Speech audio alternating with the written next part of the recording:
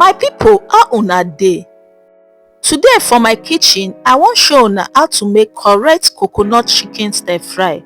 No be all the time tomato stew. Today make we make something wey dey different.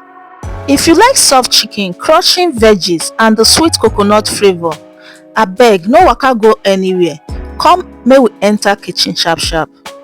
But before we start, if you dey come across the channel for the first time, abeg subscribe by clicking on that red subscribe button and also turn on the notification bell so that they go notify you anytime wey I upload amazing recipe like this one. And I wan say big thank you to all my returning subscribers. First thing first, I don clean and cut my boneless chicken into bite size, no be too big and no be too small, just perfect for one bite. I go come season am well well.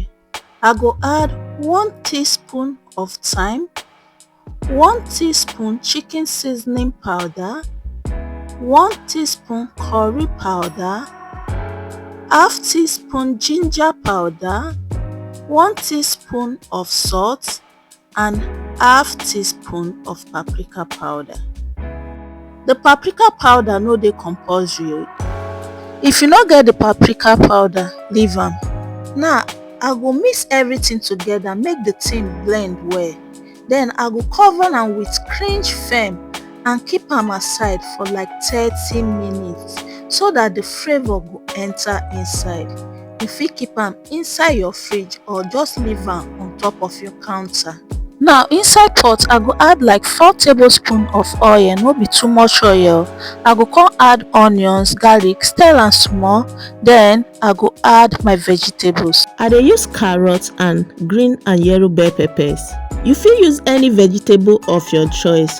Just cut am into desired shapes and sizes. Now stir everything together, make the oil touch every of the vegetable. Now add 1/4 teaspoon of seasoning powder, half teaspoon of curry powder, 1/4 teaspoon of ginger powder, 1/4 teaspoon of paprika powder and a pinch of salt, and stir everything together. Just leave am to simmer small, then remove am from the oil. No overcook am. No wan say make the vegetable soft. If you don dey watch this video up to this point and you never like am, haba, wetin you dey wait for? Click on that like button and also click on the subscribe button and turn on the notification bell so that YouTube go notify you anytime wey I drop amazing videos like this.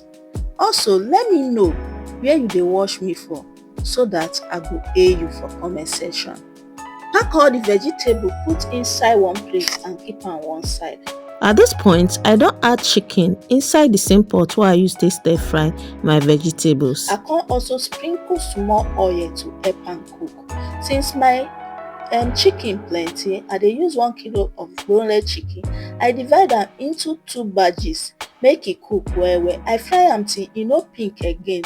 E come begin to brown small. Then I come remove am, come keep am. I will just repeat the same step with the rest of the chicken. Make sure say you add small oil, not too much oil, to help am fry well and cook well.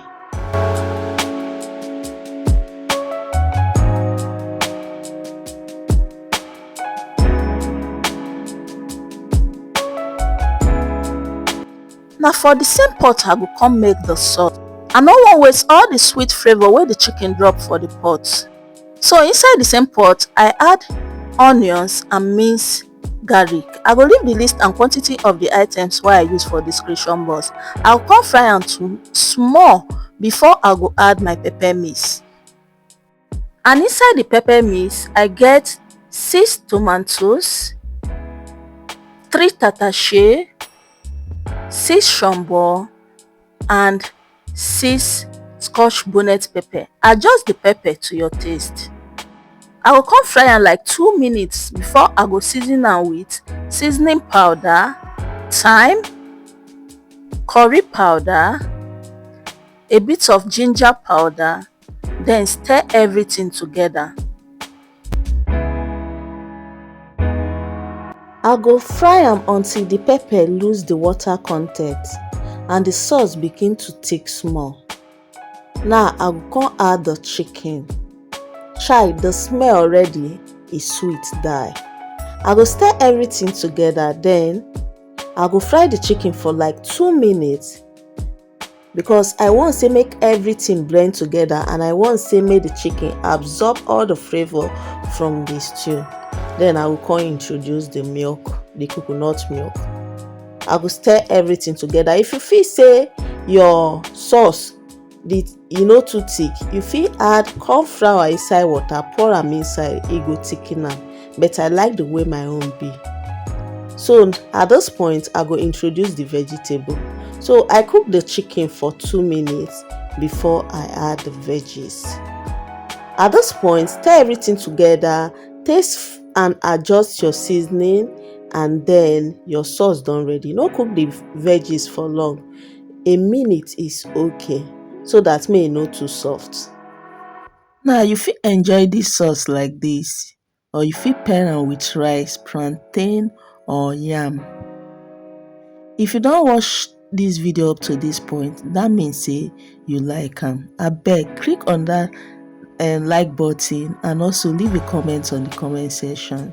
I go appreciate am.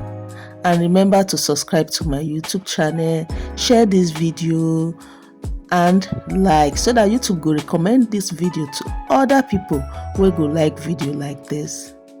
Thank you for watching and see you in my next video. Remember, if e no sweet, no be from my pot.